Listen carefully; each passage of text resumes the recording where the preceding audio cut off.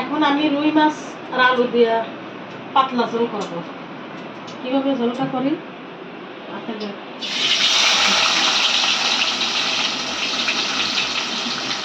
তেল গরম করে পেঁয়াজ দিয়ে দিলাম,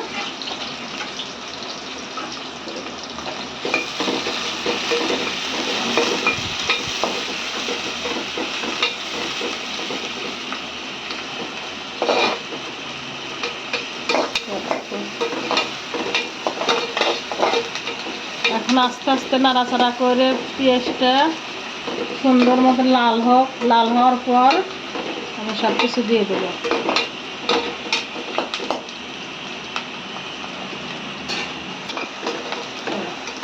আস্তে আস্তে লাল হোক।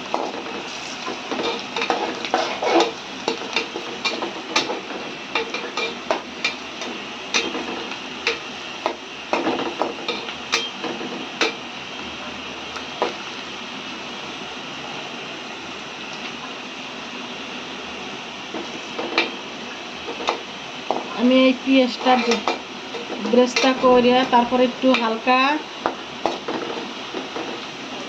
দুই তিনটে কয়েকটা জিরে দেবো, দিয়ে একটু বাইটে তারপর তরকারিটা দিয়ে দেবো না।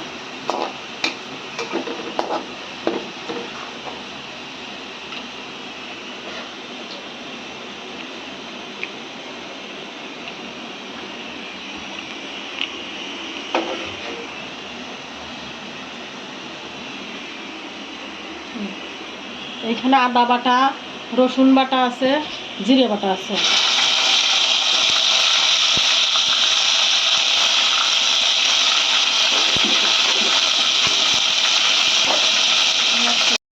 দেওয়ার পর হলুদের গুঁড়ো দিয়েছি,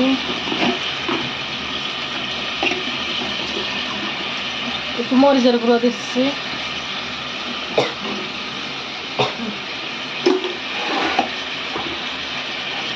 কটা কাঁচামরিচও দিয়ে দিচ্ছি, লবণ,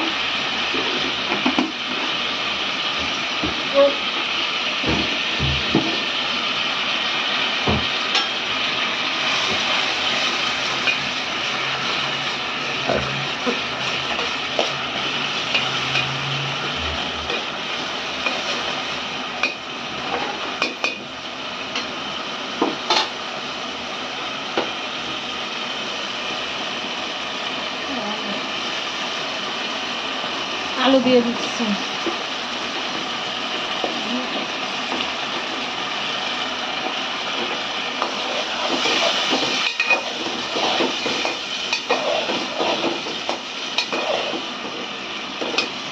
একটু কষাই না।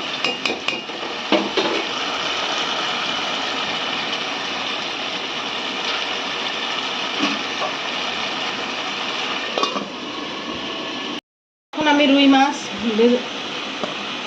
ভেজে রেখে দিয়েছিলাম, এখন আমি রুই মাছ দিয়ে দিচ্ছি। মাছগুলো কিন্তু বিশাল বড় বড়, এখানে হয়তো ওরকম আসছে না। আর আমি রিপার আমার ব্লগ থেকে রিপা বলছি। আমি বিগত কিছুদিন যাবৎ ভিডিও দিতে পারতেছি না, বাইক অ্যাক্সিডেন্ট করেছি, সবাই দোয়া করবেন। আর আমার আম্মুর ভিডিও বেশি বেশি করে দেখবেন, লাইক কমেন্ট সাবস্ক্রাইব করবেন, আমাদের পাশেই থাকবেন।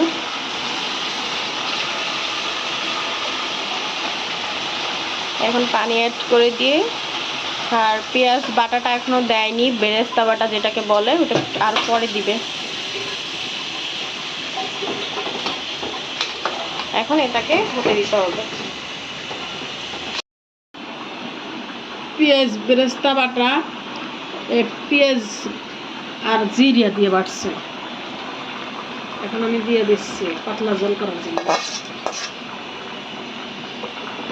ওইদিন আপনারা এইভাবে খাওয়া দেখেন কেমন লাগে। অনেকের মাছ খেতে না মন চাইলে এইভাবে রান্না করে একবার খেতে পারেন। এই গরমের মধ্যে খুব শান্তি পাবেন খেয়ে।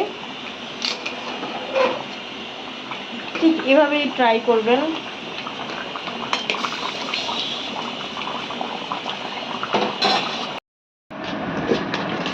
আমাদের টাকা কাটা